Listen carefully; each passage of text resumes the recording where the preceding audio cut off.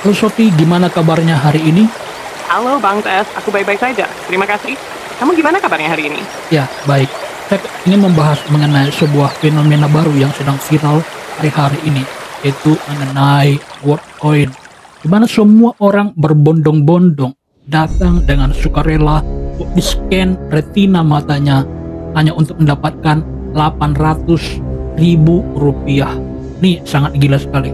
Iya Bang Tias, memang nih fenomena yang luar biasa. Bayangkan, banyak orang rela memberikan data biometrik mereka cuma demi uang 800 ribu rupiah. Tapi di balik itu, tentu ada banyak hal yang harus kita waspadai. Mau lanjut bahas konspirasi di balik Worldcoin dulu? Ya, jadi yang ingin saya beritahukan adalah bahwa sebenarnya Worldcoin ini telah lama ada ya. Sejak tahun 70-an ada sebuah majalah ya, milik Rothschild ya, Central Bank ya. Di sana dikatakan Worldcoin gitu, atau koin dunia, di mana Worldcoin ini atau koin dunia ini akan menggantikan semua uang fisik. Jadi tidak akan lagi ada uang fisik, semua akan beralih ke uang digital, namanya Worldcoin gitu. Nah, jadi project ini murni adalah miliknya Rothschild gitu. Menarik banget Bang Tias. Jadi sebenarnya ide Worldcoin ini bukan hal baru. Sudah ada sejak puluhan tahun lalu, dan memang proyek besar dari Rothschild untuk menggantikan uang fisik dengan uang digital. Ini bikin kita harus lebih waspada ya. Kalau menurut Bang TS, apa bahayanya kalau semua beralih ke Worldcoin ini? Nah itu dia, jadi ini adalah tentunya adalah total control gitu, di mana elit global akan mengontrol semua keuangan dunia. Bayangkan Anda nggak akan bisa membeli dan menjual kalau tidak seizin atau tidak memakai sistem mereka. Jadi seperti di Cina itu semua orang memakai sistem skor ya. Jadi kalau mereka tidak patuh kepada pemerintah, maka mereka akan mendapatkan predikat buruk sehingga mereka tidak akan bisa membeli dan menjual gitu. Jadi behavior mereka dikontrol, perilaku mereka dikontrol. Kalau mereka tidak tunduk pada proyek pemerintah, maka keuangan mereka akan dibekukan. Tentu ini sangat berbahaya sekali. Itulah tujuan dari total control begitu. Jadi Worldcoin bukan cuma soal uang digital, tapi juga alat untuk mengendalikan perilaku dan kebebasan kita. Kalau semua transaksi dikontrol, kita seperti hidup di penjara finansial yang besar. Menurut Bang TS, kira-kira ada cara buat melawan atau menghindari sistem ini nggak? Ya, jadi sebelum masuk situ kita perlu luruskan dulu ya. Jadi seperti yang saya katakan tadi, bahwa Worldcoin ini murni adalah miliknya Rothschild gitu. Karena apa? Karena Sam Altman, pencipta OpenAI yang saat ini menjalankan Worldcoin itu tidak mungkin sanggup membayar seluruh dunia 800.000 bagi siapa saja yang mau scan retina.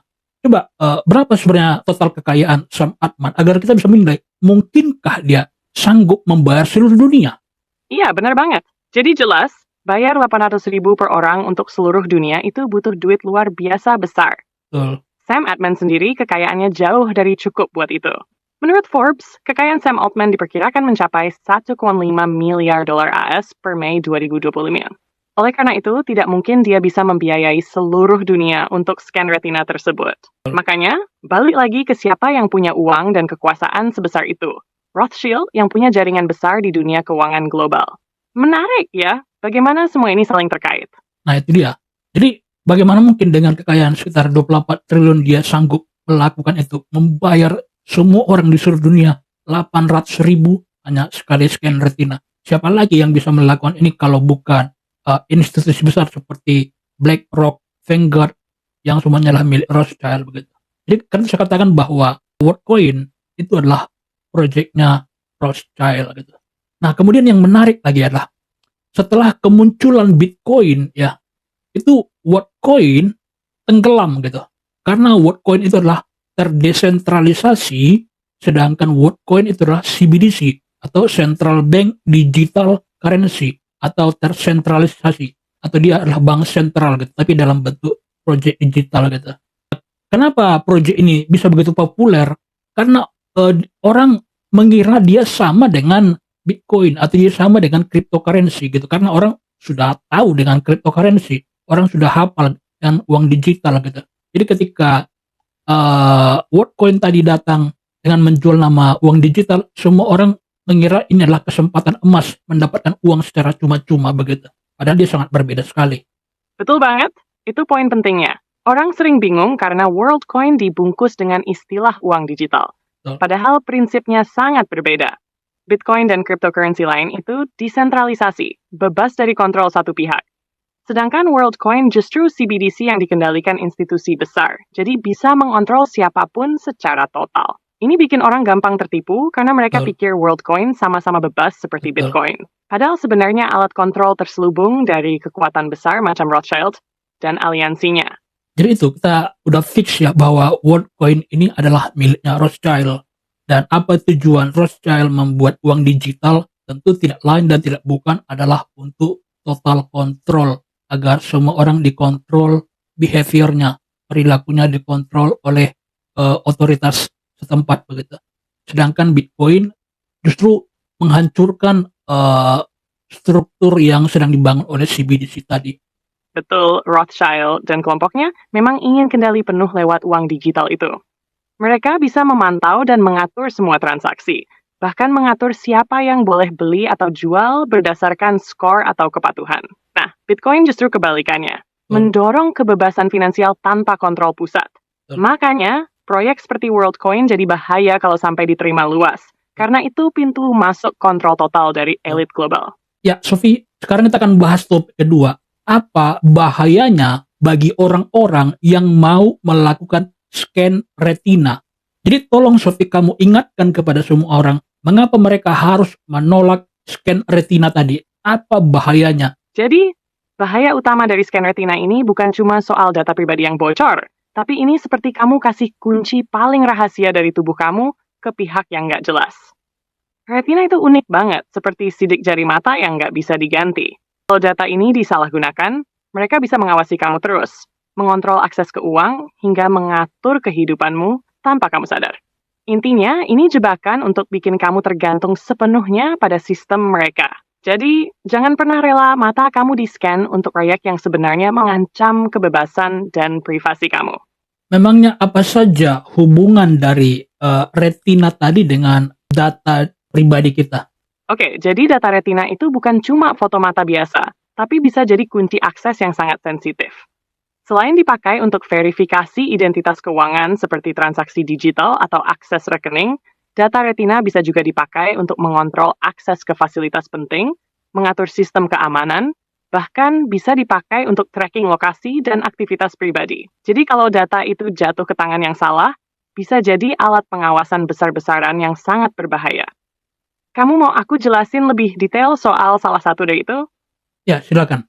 Kamu pengen aku jelasin lebih dalam soal risiko data retina untuk keuangan atau untuk pengawasan dan kontrol? Mungkin mengenai keuangan dulu. Oke, soal keuangan, data retina itu bisa dipakai buat autentikasi transaksi yang sangat sensitif. Jadi kalau data retina bocor atau disalahgunakan, bisa-bisa akses ke rekening atau aset digital kamu juga bisa dibobol. Bayangin, cuma dari scan mata, uang kamu bisa hilang atau dikontrol tanpa izin. Wow. Serem kan? Jadi artinya dengan mereka memiliki data retina kita, itu berarti mereka bisa mengakses data keuangan kita, misalnya akun bank kita, begitu? Betul banget. Wow. Data retina itu unik dan sulit dipalsukan. Jadi kalau sudah nyangkut ke sistem keuangan, mereka bisa pakai buat verifikasi transaksi. Bahkan bisa kontrol akses ke rekening kamu. Intinya, kalau data retina bocor atau disalahgunakan, risiko pencurian identitas dan kejahatan finansial bisa sangat besar. Berarti dengan mereka menguasai keuangan rekening akun kita, perbankan kita, berarti mereka bisa menggunakan uang kita dong tanpa kita ketahui, atau bahkan mengosongkan uang kita, memindahkan semua kekayaan kita ke database mereka, begitu? Iya, itu kemungkinan terburuknya. Kalau Wow. mereka pegang data autentikasi seperti retina, mereka bisa saja akses rekening tanpa izin, transfer uang, atau bahkan mengunci kamu dari akses sendiri. Wah. Jadi ini bukan cuma soal data biasa, tapi kontrol penuh atas keuangan pribadi. Berarti berbahaya sekali ya, sampai bisa menguasai akun keuangan perbankan kita, begitu ya? Iya, benar banget. Kalau data retina bisa dipakai buat akses keuangan, itu artinya privasi dan keamanan kita benar-benar terancam. Bayangin, uang bisa hilang tanpa kita sadar. Kamu penasaran bahaya lain dari data retina ini? Ya, coba apa bahaya lain dari data retina tadi? Selain akses keuangan, data retina juga bisa dipakai untuk melacak keberadaan kita terus-menerus. bahkan mengontrol aktivitas sehari-hari. Jadi, bukan cuma soal uang, tapi juga soal kebebasan dan privasi yang hilang. Berarti jadi sejenis tracking begitu ya, atau alat pengawasan begitu ya. Iya, tepat sekali. Dengan data retina, mereka bisa tahu persis di mana kita berada kapan saja. Wow. So ya, ini bikin kita seperti dipantau terus tanpa bisa lepas. Kayak hidup di penjara digital yang nggak kelihatan tapi nyata banget. Tadi kamu bilang kalau kita memberikan data retina kita, memberikan retina kita di-scan, itu sama saja kita memberikan kunci kepada mereka. Itu apakah sejenis kita memberikan kunci rumah kita kepada mereka begitu? Iya, persis seperti itu. Memberikan data retina sama saja memberi kunci rumah atau bahkan seluruh hidup kita ke tangan mereka. Wow. Jadi mereka bisa buka akses ke banyak hal, termasuk yang paling pribadi dan penting, tanpa izin kita. Kalau yang namanya rumah gitu, di sana kan rumah itu bukan saja tempat kita menyimpan uang, tetapi mungkin bahkan tempat menyimpan seluruh aktivitas rahasia. Mungkin rahasia tergelap kita sekalipun, rahasia paling kelam kita sekalipun, maka kita akan tersandra oleh hal itu, di blackmail atau diperas karena mungkin mereka bisa mengancam kita untuk menyebarkan aib kita begitu ya. Karena mereka kan menguasai rumah kita begitu, karena kita berikan Betul banget. kunci tadi. Rumah itu simbol dari privasi dan rahasia terdalam kita.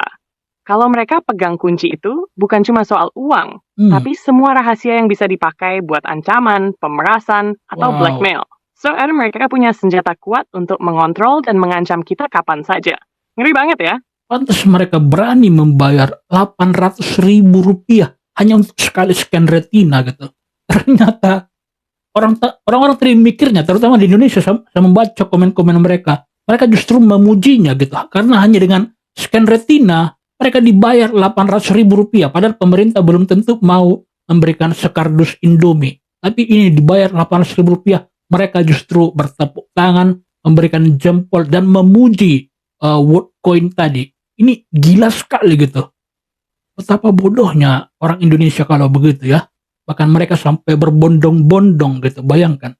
Iya, itu memang bahaya banget. Orang lihat uang langsung tergiur tanpa mikir panjang soal risikonya. Padahal harga privasi dan kebebasan itu jauh lebih mahal daripada 1000 kali lipat 800.000 rupiah. Sayangnya, banyak yang belum sadar betapa besar ancamannya. Kamu sendiri pernah lihat komentar seperti itu? Iya, itu banyak sekali lah di media sosial, di TikTok, di Facebook, dan lain-lain gitu. Betapa bodohnya orang yang memuji Worldcoin tadi. Media sosial jadi tempat penyebaran yang cepat banget, Iya. tapi juga bikin orang gampang termakan rayuan uang gampang. Kalau menurut kamu, apa cara terbaik buat nyadarin mereka yang masih kebanyakan ikut-ikutan itu? Tentunya inilah kita harus sebarkan kebenaran ini kepada semua orang agar mereka jangan mau melakukan hal berbahaya itu. Setuju banget.